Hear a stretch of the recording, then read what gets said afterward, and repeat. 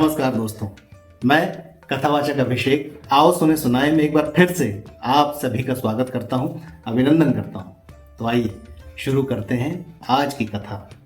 कहानी छोटी लेकिन सीख बड़ी।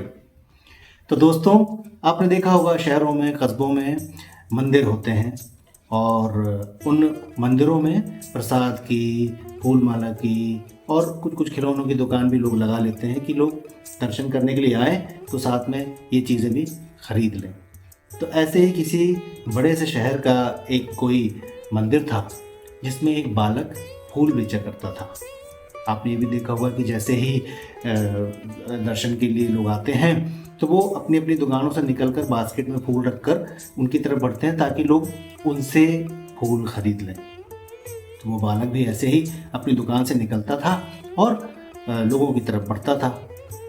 अब ये सब देखा एक सज्जन ने देखा ये कि उस नन्हे बालक के पैरों में जूते नहीं हैं और गर्मी के इस भयानक मौसम में इन पत्थरों में उसके पैर बहुत जल रहे हैं। तो उस सज्जन को उस बालक पर दया आ गई। वो पास ही की दुकान पर गए और उन्होंने एक जोड़ी जूते खरीदे और उस बालक को लाकर दे दिए। बालक को जूते देखकर हैरान हो गया।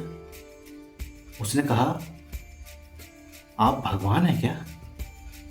तो वो सज्जन झेम गए। उन्होंने कहा, नहीं नहीं, मैं भगवान नहीं हूँ। क्यों, ऐसा क्यों पूछ रहे हो? तो उस बालक ने कहा, मैंने कल ही भगवान से प्रार्थना की थी कि मुझे कहीं से जूते दिला दीजिए, गर्म ज़मीन पर मेरे पैर बहुत जलते हैं। तो उस सज्जन ने कहा, नहीं नहीं, मैं भगवान नहीं हूँ। तब बालक ने कहा, तब तो ज़रूर आप भगवान के दोस्त होंगे, तभी तो मेरी प्रार्थना पूरी हुई। और खुशी खुशी वो बच्चा वो जूते लेकर वहाँ से चला गया। तब उस सज्जन ने मन में सोचा कि हम भगवान तो नहीं बन सकते, लेकिन भगवान का दोस्त बनना मुश्किल नहीं है। तो दोस्तों, ईश्वर के पास दो ही रास्ते हैं, या तो देकर जाओ या फिर छोड़ कर जाओ।